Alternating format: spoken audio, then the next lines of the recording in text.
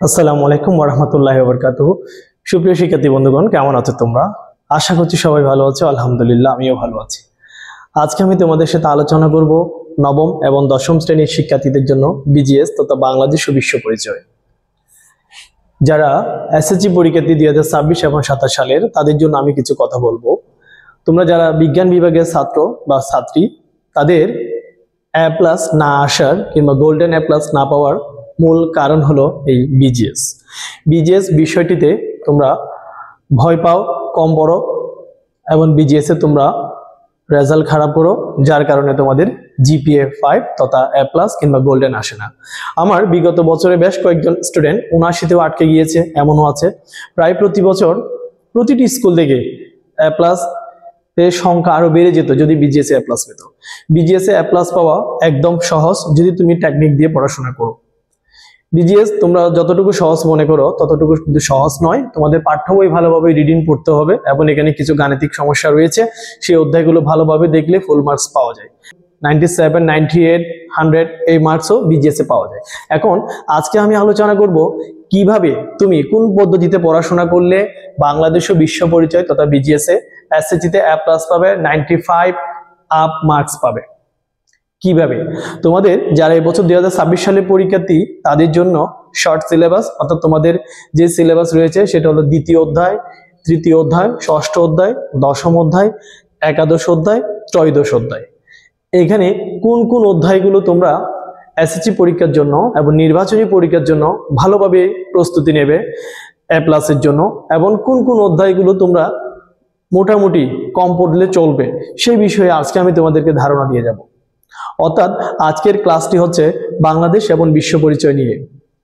BGS এই বিষয়টি তোমরা খুব মনোযোগ সহকারে এবং খুব গুরুত্ব সহকারে পড়বে, কারণ এই বিষয়ে যদি তুমি A+ তুলতে পারো তাহলে তোমার রেজাল্ট গোল্ডেন কিংবা তোমার রেজাল্ট আরো অনেক ভালো হবে, তুমি ভালো কলেজে অ্যাডমিশন পাবে। একমাত্র এই সাবজেক্ট বিজ্ঞান বিভাগের স্টুডেন্টের কাছে খুবই ভয়ের একটা সাবজেক্ট। আর ভয় নয়, আমি তোমাদেরকে যতটুকু সম্ভব আমি আমার জায়গা থেকে সহযোগিতা করব কিভাবে এই বিজিএস এ A+ পাওয়া যায়। তাহলে চলো আজকের আলোচনায় চলে যাই। আলোচনার শুরুতেই বলে রাখি, যারা যারা আমার চ্যানেলটি সাবস্ক্রাইব করনি তারা সাবস্ক্রাইব করে দেবে। তোমাদের এই যে 6টি অধ্যায় রয়েছে, ধারাবাহিকভাবে আমি প্রতিটি অধ্যায়ের উপর ক্লাস দিয়ে যাব, সাজেশনও দিয়ে যাব। তাই আমার ভিডিও পেতে চাইলে আমার চ্যানেলটি যারা সাবস্ক্রাইব করেনি তারা সাবস্ক্রাইব করে দেবে। এখন আসো, তোমাদের যে সিলেবাস সেখানে দ্বিতীয় অধ্যায়, তৃতীয় অধ্যায়, ষষ্ঠ অধ্যায়, দশম অধ্যায়, একাদশ এবং ত্রয়োদশ অধ্যায় রয়েছে। দ্বিতীয় অধ্যায়টি হচ্ছে তোমাদের বাংলাদেশের স্বাধীনতা। অর্থাৎ তোমাদের দ্বিতীয় অধ্যায় হলো বাংলাদেশের স্বাধীনতা। এই বাংলাদেশের স্বাধীনতা অধ্যায় থেকে তোমাদের এসএসসি পরীক্ষার জন্য অবশ্যই পড়তে হবে কোন বিষয়গুলো। তোমরা মুজিবনগর সরকারের গঠন কাঠামো মাস্ট বি, এটা পড়তেই হবে। মুজিবনগর সরকার মুক্তিযুদ্ধে কি অবদান রেখেছিল, মুজিবনগর সরকারের ভূমিকা মুক্তিযুদ্ধের সময়, এবং মুক্তিযুদ্ধের সময় বিভিন্ন শ্রেণীর মানুষের ভূমিকা, তার মধ্যে ছাত্র সমাজের ভূমিকা, নারীদের ভূমিকা, পেশাজীবীদের ভূমিকা, গণমাধ্যমের ভূমিকা, সাধারণ জনগণের ভূমিকা। সবচেয়ে বেশি ছাত্র সমাজ এবং নারীদের ভূমিকা, পেশাজীবীদের ভূমিকা, তিনটা অংশ দেখবে। তারপর রয়েছে ভারতের ভূমিকা মুক্তিযুদ্ধে বিভিন্ন দেশের মধ্যে ভারত কি ভূমিকা রেখেছিল সে টপিকটা পড়বে, এবং গ্রেট ব্রিটেনের ভূমিকা। খ নম্বরের জন্য জাতিসংঘ যে নীরব দর্শকের ভূমিকা পালন করেছিল সেটি পড়বে। বাংলাদেশের মুক্তিযুদ্ধের ঐতিহাসিক তাৎপর্য, এই বিষয়গুলো গ এবং ঘ এর জন্য দেখে যাবে। কাজে তোমাদের দ্বিতীয় অধ্যায় অবশ্যই দেখতে হচ্ছে। পাঠ্য বই ভালোভাবে রিডিং পড়বে, এমসিকিউ মিস করা যাবে না। যদি তুমি পাঠ্য বই ভালোভাবে রিডিং পড়ো এবং তাহলে তুমি 30টাতে 30টা সঠিক উত্তর পারবে। সবচেয়ে বেশি যেখানে খারাপ পড়ে সেটা হচ্ছে তোমাদের যেগুলো বহুপদী যে প্রশ্নগুলো থাকে, সেক্ষেত্রে তারা কনফিউশনে পড়ে যায় অনেক স্টুডেন্ট। গত বছরও হয়েছে এরকম। বহুপদীগুলো তোমরা খুব কেয়ারফুলের সাথে দাগাবে এবং মনে হয় যেন সবকিছু উত্তর হয়ে যাবে। তাই তোমরা পাঠ্য বই ভালোভাবে রিডিং পড়লে বহুপদীগুলো পারবে। আমি তোমাদের এই অধ্যায়গুলোর উপর এমসিকিউ ক্লাস দেব এবং এমসিকিউ সাজেশনও দিয়ে যাব। তোমরা পাঠ্য বই পড়বে ভালোভাবে, এবং দ্বিতীয় অধ্যায় তোমাদের পরীক্ষার জন্য অবশ্যই পড়তে হচ্ছে, দ্বিতীয় অধ্যায় বাদ দেওয়া যাবে না। আমি এগুলো যখন অধ্যায় ভিত্তিক আলোচনা করব তখন তোমাদেরকে ডিটেলস বলবো। এরপরে রয়েছে মোস্ট ইম্পর্টেন্ট এবং ভীতিকর, ভয়ঙ্কর, মারাত্মক যে অধ্যায়টি সবাই মনে করে, সায়েন্সের স্টুডেন্টের জন্য, সেটি হলো তৃতীয় অধ্যায় সৌরজগৎ ও ভূমণ্ডল। অর্থাৎ তৃতীয় অধ্যায়টি হলো সৌরজগৎ ও ভূমণ্ডল। এই সৌরজগৎ ও ভূমণ্ডল এই অধ্যায়ের বেশ কয়েক ক্যাটাগরির প্রশ্ন পরীক্ষা আসবে। তার মধ্যে প্রথমত যে গ্রহ উপগ্রহ অর্থাৎ গ্রহগুলো নিয়ে সৃজনশীল থাকবে। এরপরে দ্রাঘিমা রেখা থেকে সময় নির্ণয়করণ।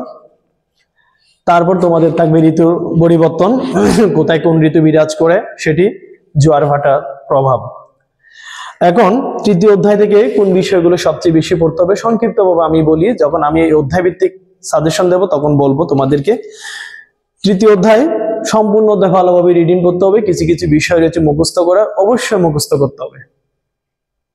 তোমাদের পৃথিবী মানে সূর্য থেকে মঙ্গল গ্রহের দূরত্ব কত, বৃহস্পতির দূরত্ব কত, এগুলো মুখস্থ করতে হবে। ব্যাস কত, কোন গ্রহে কোন উপগ্রহ রয়েছে, টাইটান কোন গ্রহের উপগ্রহ, অর্থাৎ এখানে গ্রহ উপগ্রহগুলো তোমাদেরকে ভালোভাবে পড়তে হবে। তার মধ্যে পৃথিবী, মঙ্গল, বৃহস্পতি, শুক্র, বুধ এই গ্রহগুলো ভালোভাবেই পড়তে হবে। পৃথিবী, মঙ্গল, বৃহস্পতি, শুক্র, বুধ গ্রহের বর্ণনা পড়তে হবে, সূর্যের বর্ণনা মুখস্থ করতে হবে। তারপর অন্যান্য গ্রহগুলোতে কয়টি উপগ্রহ রয়েছে, দূরত্ব কি কি, সেগুলো মুখস্থ করবে এমসিকিউর জন্য। পৃথিবীতে জীব বসবাসের উপযোগী, অর্থাৎ পৃথিবী হলো জীব বসবাসের একমাত্র উপযোগী গ্রহ, ব্যাখ্যা করো, একদম ঠুটস্থ করে ফেলবে। ভূ অভ্যন্তরীণ গঠনের মধ্যে কেন্দ্রমণ্ডল, গুরুমণ্ডল, অশ্বমণ্ডল যে টপিকটা রয়েছে সেখানে তোমরা নাইফ বলতে কি বোঝায়, সীমা বলতে কি বোঝায়, এবং এই অংশটুকু ভালোভাবে দেখবে।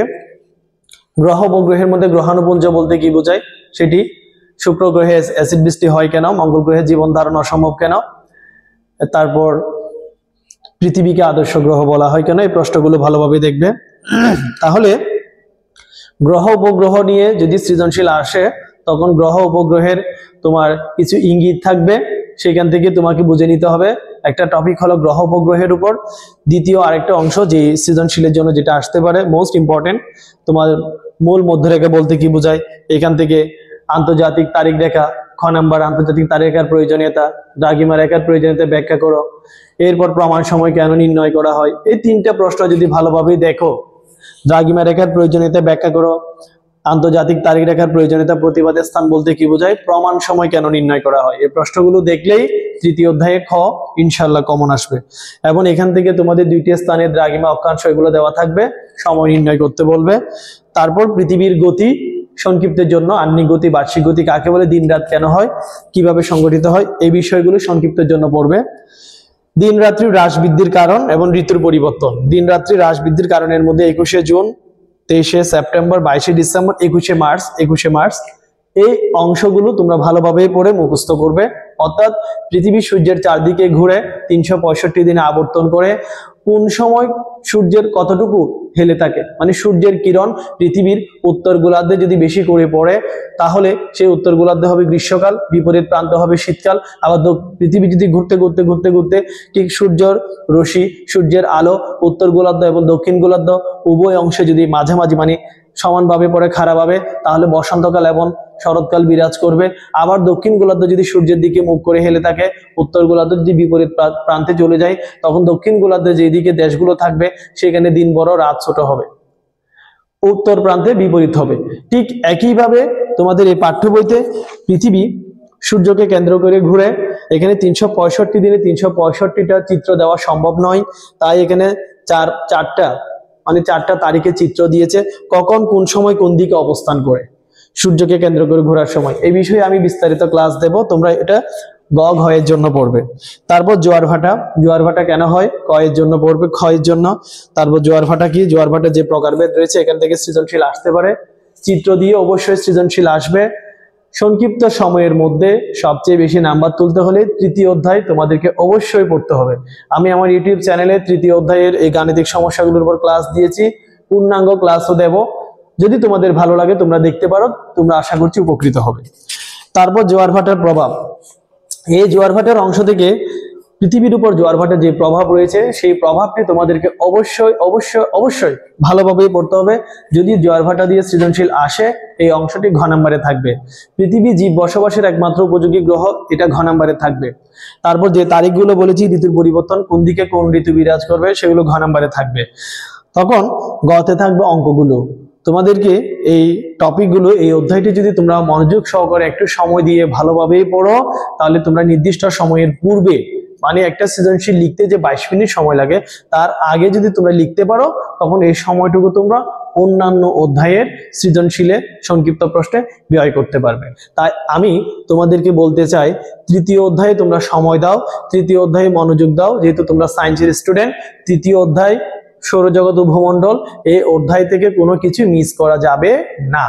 এমসিকিউর জন্য অবশ্যই ভালোভাবে পড়তে হবে, সৃজনশীলের জন্য পড়তে হবে। কাজেই তৃতীয় অধ্যায়টা সবচেয়ে বেশি গুরুত্বপূর্ণ তোমাদের জন্য। এরপরে রয়েছে ষষ্ঠ অধ্যায়, রাষ্ট্র, নাগরিকতা এবং আইন। অর্থাৎ তোমাদের ষষ্ঠ অধ্যায় রয়েছে রাষ্ট্র, নাগরিকতা ও আইন। এই অধ্যায়টি তোমাদের জন্য সহজ তুলনামূলকভাবে। রাষ্ট্র গঠনের যে উপাদান রয়েছে রাষ্ট্রের, রাষ্ট্র, নাগরিকতা ও আইন, এই অধ্যায় নিয়েও আমি তোমাদেরকে ইনশাল্লাহ ক্লাস দেব। রাষ্ট্রের যে উপাদানগুলো রয়েছে, জনসমষ্টি অর্থাৎ নির্দিষ্ট ভূখণ্ড, জনসমষ্টি, সরকার, সার্বভৌমত্ব। এখানে সার্বভৌমত্ব উপাদান এবং জনসমষ্টি, এই দুইটা ভালোভাবে শিখবে। সবগুলো উপাদান পড়বে, বাট সার্বভৌমত্ব ঠুটস্থ করে ফেলবে। চরম ও পরম ক্ষমতা, এই বিষয়গুলো ডিটেলস আমি তোমাদেরকে ক্লাস দেবো ইনশাল্লাহ। তারপর রাষ্ট্রের কার্যাবলী, মুখ্য কার্যাবলী এবং ঐচ্ছিক ও অনৈচ্ছিক কার্যাবলী, আবশ্যিক যে কার্যাবলীগুলো রয়েছে সেই কার্যাবলীগুলো মুখস্থ করে ফেলবে। অপরিহার্য বা মুখ্য কার্যাবলীগুলো কোনগুলো, সেখান থেকে 8-10টা পয়েন্ট মুখস্থ করবে। প্রতিটি কার্যাবলীর প্রথম কয়েকটি লাইন ভালোভাবে শিখবে, পয়েন্ট আকারে লিখলে তোমরা নাম্বার পেয়ে যাবে। তারপর ঐচ্ছিক বা কল্যাণমূলক কার্যাবলী, সবচেয়ে ইম্পর্টেন্ট কল্যাণমূলক কার্যাবলী। এখানে তোমাদের যে 75, 74, 20টা যে প্রত্যেকটা পয়েন্ট রয়েছে, প্রত্যেকটা অংশের প্রথম দুই লাইন মুখস্থ করে ফেললে সৃজনশীলে গতে লিখতে পারবে। তারপর রয়েছে নাগরিকের দায়িত্ব, কর্তব্য। আর নাগরিকত্ব বলতে কি বোঝায়, এটি খ নাম্বারের জন্য পড়বে। নাগরিক কাকে বলে, ক নাম্বারের জন্য পড়বে। ষষ্ঠ অধ্যায় থেকে নাগরিক হিসেবে, অর্থাৎ রাষ্ট্রের নাগরিক হিসেবে তোমার কি কি দায়িত্ব কর্তব্য রয়েছে, এটা সৃজনশীলের গ কিংবা ঘ নাম্বারে আসতে পারে। তারপর সবচেয়ে বেশি যে জিনিসটা ইম্পর্টেন্ট, এখানে রয়েছে আইন। আইন কি? আইন হচ্ছে কতগুলো নিয়ম কানুন যা সরকার কর্তৃক কি প্রদত্ত, জনগণ সেটা মানতে বাধ্য, জনগণের উপর বাধ্য। অর্থাৎ আইন বিষয়ে যে সংজ্ঞাগুলো রয়েছে, উড্রো উইলসনের সংজ্ঞা, সবচেয়ে উৎকৃষ্ট সংজ্ঞা, রাষ্ট্রের অধ্যাপক গার্নারের সংজ্ঞা, এগুলো অবশ্যই মুখস্থ করবে। রাষ্ট্রবিজ্ঞানীদের সংজ্ঞা এবং আইনবিদদের সংজ্ঞাগুলো মুখস্থ করবে। আইনের যে 6টি উৎস রয়েছে, হল্যান্ডের দেওয়া উৎসগুলো, অর্থাৎ প্রথা, ধর্ম, বিচার সংক্রান্ত রায়, বিজ্ঞানসম্মত আলোচনা, ন্যায়বোধ, আইনসভা, এই উৎসগুলো ভালোভাবে পড়বে। সবচেয়ে বেশি যে উৎসটি পড়তে হবে প্রথা। কিভাবে প্রশ্ন আসবে, আইনের সবচেয়ে প্রাচীন উৎসটি ব্যাখ্যা করো। তারপর আধুনিক রাষ্ট্রে আইনসভায় আইনের প্রধান উৎস, আধুনিক রাষ্ট্রের মানে আইনের প্রধান উৎসটি ব্যাখ্যা করো। আইনসভা, প্রথা এবং আইনসভা ভালোভাবে শিখবে। তারপর ধর্ম আর বিচার সংক্রান্ত রায়, এই উৎসগুলো সবচেয়ে বেশি পড়বে। 6টি উৎসের মধ্যে প্রথম উৎস প্রথা, দ্বিতীয় উৎস ধর্ম, বিচার সংক্রান্ত মানে বিচারকদের রায়, বিচারকরা প্রচলিত আইন অনুসারে বিচার কার্য পরিচালনা করতে গেলে বিভিন্ন ধরনের মানে সমস্যার সম্মুখীন হয়, খুঁজে পায় না, পরবর্তীতে তারা নিজের বিবেক বুদ্ধি দিয়ে রায় দিয়ে দেয়, সেটা আইনে পরিণত হয়। এই বিষয়গুলো উদ্দীপকে ইঙ্গিত থাকবে, তোমাদের লিখতে হবে। তারপর রয়েছে আইনসভা। আধুনিক রাষ্ট্রে আইনের সবচেয়ে প্রাচীন, সবচেয়ে প্রধান উৎস হলো আইনসভা। এই আইনসভা দিয়ে সৃজনশীল আসতে পারে, এটা ভালোভাবে পড়বে, কিংবা খ নাম্বারে আসতে পারে। এরপর রয়েছে খ, সুশাসনের জন্য আইনের প্রয়োজনীয়তা ব্যাখ্যা করো, মোস্ট ইম্পর্টেন্ট। তাহলে তোমাদের দ্বিতীয় অধ্যায় পড়তে হবে, তৃতীয় অধ্যায় পড়বে ভালোভাবে, ষষ্ঠ অধ্যায় পড়লে তোমরা কমন ফেলতে পারবে। ষষ্ঠ অধ্যায় যেহেতু সহজ, ইনশাল্লাহ তোমরা ষষ্ঠ অধ্যায় পড়বে। তারপর যে অধ্যায়টি তোমাদের জন্য পড়তে হবে সেটি হলো দশম অধ্যায়। আমি তোমাদের দশম অধ্যায়, এই দশম অধ্যায়ের প্রতিটি পার্ট নিয়ে আলাদা আলাদা উপযোগ, অপ্রাচুর্য, তোমাদের জাতীয় সম্পদ সংরক্ষণ, ধনতন্ত্র, এই বিষয়গুলো বিস্তারিত করে আমি বুঝিয়ে বুঝিয়ে আমার ইউটিউব চ্যানেলে ক্লাস দিয়েছিলাম। প্রশ্ন আকারে না দিলেও আমি কিন্তু বুঝিয়ে সুন্দর করে ব্যাখ্যা দিয়েছি। এই ক্লাসগুলো আমার প্লে লিস্টে পাবে বিজিএস এ। দশম অধ্যায় থেকে যেগুলো পড়তে হবে, মাস্ট বি পড়তে হবে, ভুল করা যাবে না, সেটা হলো উপযোগ কি। কোন বস্তুর বা দ্রব্যের মানুষের অভাব পূরণের ক্ষমতাকে উপযোগ বলে। তারপর রয়েছে অপ্রাচুর্য বলতে কি বোঝায়? অপ্রাচুর্য থেকে অবশ্যই খ আসবেই, মানে চাহিদার তুলনায় যোগানের স্বল্পতা। তারপর সম্পদের শ্রেণী বিভাগ, এখান থেকে এমসিকিউ আসবে। তারপর সম্পদের উৎস, এগুলো এমসিকিউতে আসবে, এমসিকিউ এবং ক। তারপর কিভাবে সম্পদ সংরক্ষণ করব, জাতীয় সম্পদ সংরক্ষণ অপচয় রোধে করণীয় কি, গ এর জন্য ইম্পর্টেন্ট, 119 পৃষ্ঠায় তোমাদের গ এর জন্য ইম্পর্টেন্ট, দশম অধ্যায়, তোমাদের দশম অধ্যায় পাঠ্য বইয়ের 119 পৃষ্ঠায় জাতীয় সম্পদ সংরক্ষণের এবং অপচয় রোধে করণীয়, এই টপিকটা অবশ্যই পড়তে হবে সৃজনশীলে গ এর জন্য। বিভিন্ন ধরনের যে অর্থনৈতিক ব্যবস্থা রয়েছে, তারপর তোমাদের ক এবং খ এর জন্য পড়তে হবে ভূমি, শ্রম, মূলধন সংগঠন অর্থাৎ উৎপাদনের উপকরণ সমূহ। আর যে অর্থনৈতিক ব্যবস্থাগুলো রয়েছে ধনতান্ত্রিক, সমাজতান্ত্রিক, মিশ্র এবং ইসলামী অর্থব্যবস্থা, তার মধ্যে ধনতন্ত্র, সমাজতন্ত্র এগুলো ভালোভাবেই পড়বে। মিশ্র অর্থনৈতিক ব্যবস্থা যেহেতু আমাদের দেশে বিদ্যমান, সেটা ভালোভাবে দেখবে, এগুলো থেকে সবসময় বেশিরভাগ আসে। আর ইসলামী অর্থনৈতিক ব্যবস্থা থেকে তুলনামূলকভাবে কম আসে, এখানে জাকাত এবং নিসাব এই প্রশ্ন দুইটা দেখবে। তাহলে ধনতন্ত্র, সমাজতন্ত্র এবং মিশ্র, ধনতন্ত্র সমাজতন্ত্র সবচেয়ে বেশি দেখবে, এই দুইটা অর্থব্যবস্থা বললেই তোমাদের ইনশাআল্লাহ কমন আসবে। তাহলে দশম অধ্যায় তোমাদের জাতীয় সম্পদ ও অর্থনৈতিক ব্যবস্থা, দশম অধ্যায়ের শিরোনাম হলো জাতীয় সম্পদ, জাতীয় সম্পদ ও অর্থনৈতিক ব্যবস্থা। জাতীয় সম্পদ ও অর্থনৈতিক ব্যবস্থা থেকে যদি তোমরা অর্থনৈতিক ব্যবস্থাগুলো ভালোভাবে দেখো, অর্থাৎ ধনতন্ত্র, সমাজতন্ত্র, মিশ্র, তাহলে ইনশাআল্লাহ তোমাদের কমন আসবে। একাদশ অধ্যায়, এই অধ্যায়টি তোমাদের জন্য বড়। এই অধ্যায়ে যারা স্কিপ করতে চাও আপাতত, তারা মানে নির্বাচনী পরীক্ষার জন্য তারা শুধু অঙ্ক, গাণিতিক সমস্যাগুলো দেখে যেতে পারো। শেষের অংশগুলো যেগুলো পড়া, সেগুলো তোমরা আপাতত সৃজনশীলের জন্য না দেখে এমসিকিউর জন্য প্রিপারেশন নিতে পারো। এই একাদশ অধ্যায়ে তোমরা এখানে জিএনপি, জিডিপি কিভাবে নির্ণয় করবে, জিএনপি, জিডিপি এবং মাথাপিছু আয় অতটুকু, অর্থাৎ প্রথম কয়েক পৃষ্ঠা, এবং বিভিন্ন দেশের মাথাপিছু আয় অর্থাৎ উচ্চ আয়ের দেশ, মধ্য আয়ের দেশ, তারপর উচ্চ মধ্য আয়ের দেশ, নিম্ন মধ্য আয়ের দেশ, নিম্ন আয়ের দেশ, এই অতটুকু পর্যন্ত, অর্থাৎ তোমাদের পাঠ্য বইয়ের 135 পৃষ্ঠা পর্যন্ত অন্তত প্রথম কয়েকটা পৃষ্ঠা এই একাদশ অধ্যায়। তোমরা নির্বাচনী পরীক্ষার জন্য যদি তোমাদের পড়ার চাপ হয়ে যায়, বন্ধ না থাকে, তাহলে তোমরা আপাতত এই একাদশ অধ্যায়ের যেগুলো গাণিতিক সমস্যা রয়েছে, জিএনপি, জিডিপি, পার ক্যাপিটা ইনকাম মানে মাথাপিছু আয়, এবং মাথাপিছু আয়ের ভিত্তিতে কোনটা কোন দেশ, অতটুকু আপাতত দেখে যাও। আর অর্থনৈতিক অনগ্রসরতার কারণ, তারপর উন্নত, অনুন্নত, উন্নয়নশীল দেশের বৈশিষ্ট্য, যেহেতু ওখানে পড়া বেশি, সেগুলো আপাতত তুমি স্কিপ করতে পারো, এবং এই পরীক্ষা, টেস্ট পরীক্ষার পর পরবর্তী সময়ে তুমি সেগুলো ভালোভাবে দেখে যেতে পারো। এখান থেকে যে টপিকগুলো তোমাদেরকে অবশ্যই পড়তে হবে, পরীক্ষা ভালো করতে পারবে। জিএনপি কিভাবে নির্ণয় করবে, জিএনপি জিডিপির পার্থক্য, মোট জাতীয় উৎপাদন, মোট দেশজ উৎপাদন বলতে কি বোঝায়, মাথাপিছু আয় কি, মাথাপিছু আয় ধারণা, এগুলোর উপর আমি ক্লাস দিয়েছি। এই অধ্যায়ের উপর সম্পূর্ণ ক্লাস আমি দিয়েছিলাম, সৃজনশীলও আছে, আমার প্লে লিস্টে পাবে।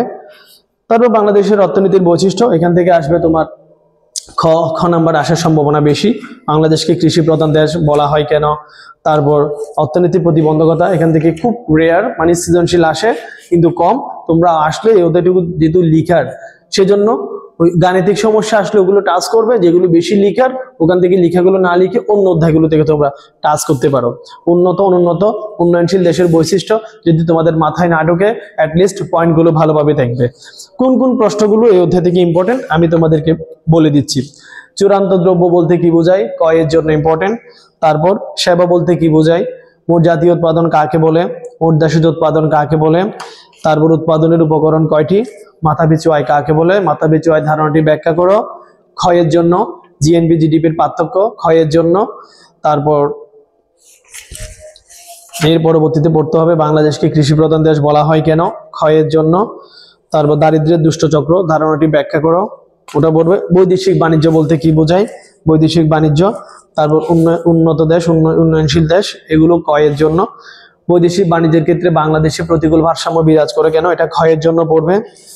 তারপর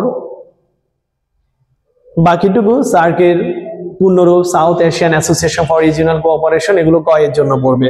অর্থাৎ এই অধ্যায়টি তোমরা গাণিতিক সমস্যাগুলোর জন্য প্রিপারেশন নাও, আর যেগুলো লিখিত ভাবে রয়েছে একটু ব্যাখ্যামূলক, সেগুলো চাইলে তোমরা আপাতত স্কিপ করতে পারো, তবে যাদের সময় আছে, যারা পারো, লোড নিতে পারো, তারা পড়তে পারো একাদশ অধ্যায়। তাহলে একাদশ অধ্যায়ের নাম কি? অর্থনৈতিক নির্দেশক সমূহ এবং বাংলাদেশের অর্থনীতির প্রকৃতি। অর্থনৈতিক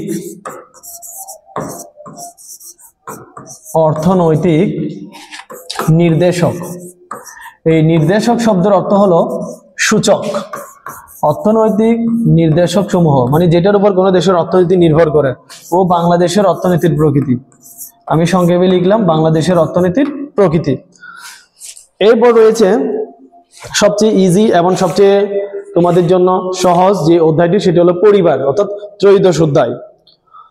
পরবর্তীতে তোমাদের যে অধ্যায়টি রয়েছে বাংলাদেশের পরিবার কাঠামো ও সামাজিকীকরণ। তাহলে একাদশ অধ্যায়ের গাণিতিক অংশগুলো দেখবে, লিখিত অংশগুলো আপাতত তোমরা স্কিপ করতে পারবে। ত্রয়োদশ অধ্যায় বাংলাদেশের পরিবার কাঠামো ও সামাজিকীকরণ। এই অধ্যায়টি তোমাদের যে শর্ট সিলেবাস সেখানে রয়েছে বাংলাদেশের পরিবার কাঠামো। এখানে পরিবারের প্রকারভেদগুলো আলোচনা করা হয়েছে এবং সামাজিকীকরণ, শিশুর সামাজিকীকরণে কোনটা কোনটা প্রভাব ফেলতে পারে। বাংলাদেশের পরিবার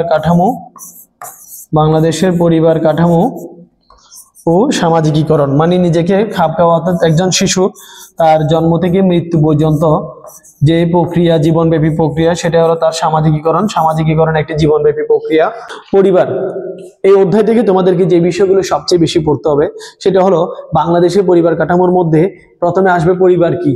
পরিবার হলো এমন একটি সামাজিক সংগঠন, অর্থাৎ সমাজ কাঠামোর মৌল সংগঠন। গোষ্ঠী জীবনের প্রথম ধাপ হলো পরিবার। পরিবার হলো এমন একটি সংগঠন যেখানে স্বামী স্ত্রী থাকবে এবং তাদের সন্তান সন্ততি থাকতেও পারে এবং নাও থাকতে পারে। অর্থাৎ মোটামুটি ভাবে স্বামী স্ত্রীর একটি স্থায়ী সংগঠন হলো পরিবার, যেখানে তাদের সন্তান সন্ততি থাকতেও পারে আবার নাও থাকতে পারে। পরিবারকে বিভিন্ন ভাবে ভাগ করা যায়। স্বামী স্ত্রীর সংখ্যার ভিত্তিতে এক পত্নী, বহুপত্নী এবং বহুপতি পরিবার, যেটা সচরাচর দেখা যায় না। আর কর্তৃত্বের ভিত্তিতে পরিবার, তারপর আকারের ভিত্তিতে এটা সবচেয়ে বেশি পড়বে।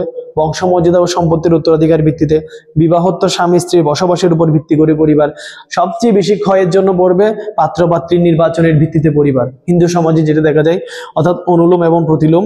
আবার বহির্গোত্র বিবাহ ভিত্তিক পরিবার, অন্তর্গোত্র বিবাহ ভিত্তিক পরিবার, এখানে রয়েছে পাত্র পাত্রী নির্বাচনের ভিত্তিতে। ওটা পরিবারের কার্যাবলীর মধ্যে পড়তে হবে তোমাকে। পরিবারকে আয়ের একক বলা হতো কেন, যে কার্যাবলীগুলো রয়েছে, জৈবিক কাজ, সন্তানের ভরণ পোষণ, অর্থনৈতিক কর্মকাণ্ড সবচেয়ে বেশি পড়তে হবে। শিক্ষাদান, পরিবার শিশুর অন্যতম উল্লেখযোগ্য শিক্ষা কেন্দ্র, ব্যাখ্যা করো, সেটা শিখতে হবে। বিনোদন ব্যবস্থা এবং সামাজিকীকরণ, অর্থাৎ একজন শিশুর সামাজিকীকরণে যে প্রতিষ্ঠানগুলো রয়েছে সেগুলোর ভূমিকা। বিশেষ করে 170 এবং 171 পৃষ্ঠায় সামাজিকীকরণের যে উপাদানগুলো রয়েছে, সামাজিক পরিবেশ, সমাজ জীবন, সামাজিক মূল্যবোধ, এখান থেকে সৃজনশীল আসবে। উদ্দীপকে থাকবে বিবাহ, জন্মদিন, এইরকম কয়েকটা পয়েন্ট থাকবে, তখন বুঝতে হবে এখানে সমাজ জীবনকে বোঝাচ্ছে। আবার থাকবে তোমার প্রথা প্রতিষ্ঠান, রীতিনীতি এবং জমি জমা, বাগান ইত্যাদি অর্থনৈতিক, সামাজিক ও নৈতিক জীবনের উপর প্রভাব বিস্তার করে। এটা হচ্ছে সামাজিক পরিবেশ। অর্থাৎ তোমাদের 170 এবং 171 পৃষ্ঠা যে টপিকগুলো রয়েছে সেগুলো দিয়ে সৃজনশীল আসতে পারে এই অংশ থেকে। তাই আমি তোমাদেরকে রিকোয়েস্ট করব, যারা একটু দুর্বল, বানিয়ে লিখতে চাও, তারা এই অধ্যায়টি পড়ো। এই অধ্যায়টি পড়লে তুমি বানিয়ে লিখতে পারবে। তবে পরীক্ষায় এই অধ্যায় থেকে যদি আসে, তাহলে তুমি তোমার মতো করে একক পরিবার, যৌথ পরিবার, নয় বয়স পরিবার, এই অংশ থেকে টাচ করলে নাম্বার পাবে। অপরাপর বিষয়গুলো থেকে যদি তুমি লিখো, তাহলে হয়তো নাম্বার একটু কম পাবে, মানে 10-এ 10 দেওয়ার সম্ভাবনা কম থাকবে। যদি তুমি ফুটিয়ে তুলতে পারো তাহলেই দেবে। আর সবচেয়ে বেশি যে বিষয়গুলো পড়তে হবে এই অংশ থেকে, বিদ্যালয় ও সহপাঠীর প্রভাব, পরিবারের প্রভাব, গণমাধ্যমের ভূমিকা, এটা সবচেয়ে বেশি পড়তে হবে। শিশুর সামাজিকীকরণে গণমাধ্যমের ভূমিকা, খেলার সাথে ভূমিকা, আর অন্তরঙ্গ বন্ধু বলতে কি বোঝায়, সামাজিকীকরণ একটি জীবনব্যাপী প্রক্রিয়া, এগুলো খ নম্বরে পড়তে হবে। বাংলাদেশের গ্রাম ও শহরে সামাজিকীকরণ প্রক্রিয়া ব্যাখ্যা করো। গ্রাম ও শহর সমাজে ব্যক্তির সামাজিকীকরণের সাদৃশ্য ও বৈসাদৃশ্য, অর্থাৎ পরিবার, এই অংশটি তোমরা রিডিং পড়ে এখান থেকে তোমরা বিগত সালের পরীক্ষায় যে প্রশ্নগুলো আসছিল সেগুলো দেখবে। আর আমি তোমাদেরকে প্রতিটি অধ্যায়ের উপর কোন কোন বিষয়গুলো পড়তে হবে একটি সাজেশন দিয়ে যাব, সেগুলো দেখবে। তাই আমার পরামর্শ হবে, এখান থেকে তোমাদের বিজিএস পরীক্ষা ভালো করতে হলে দ্বিতীয় অধ্যায়, তৃতীয় অধ্যায়, ষষ্ঠ অধ্যায়, দশম অধ্যায়, একাদশ অধ্যায়, এই অধ্যায়গুলো যদি তোমরা ভালো মতো দেখো, এই অধ্যায়গুলো থেকে যদি লিখো, তাহলে তোমরা পরীক্ষায় ভালো মার্কস পাবে, 10-এ 10 করে পাবে প্রতিটা সৃজনশীলে। আর এখান থেকে যে টপিকগুলো রয়েছে তুমি যদি ভালো মতো পারো, তাহলে তুমি এখান থেকে টাচ করবে। অন্যথায় ওই অধ্যায়গুলোর সৃজনশীল যেগুলো আসবে সেগুলো আগে লিখে ফেলবে, তাহলে তুমি ভালো করতে পারবে ইনশাল্লাহ। আশা করছি তোমরা আমার ক্লাসটি উপভোগ করেছো, বুঝতে পেরেছো। আমি চেষ্টা করেছি তোমাদেরকে টিপসগুলো দেওয়ার, এবং পরবর্তী ক্লাসে আমি তোমাদেরকে প্রতিটি অধ্যায়ের উপর সাজেশন দেওয়া শুরু করব। সবাই ভালো থাকবে, সুস্থ থাকবে। যারা যারা আমার চ্যানেলটি সাবস্ক্রাইব করে দেবে, ধন্যবাদ সবাইকে। আসসালামু আলাইকুম।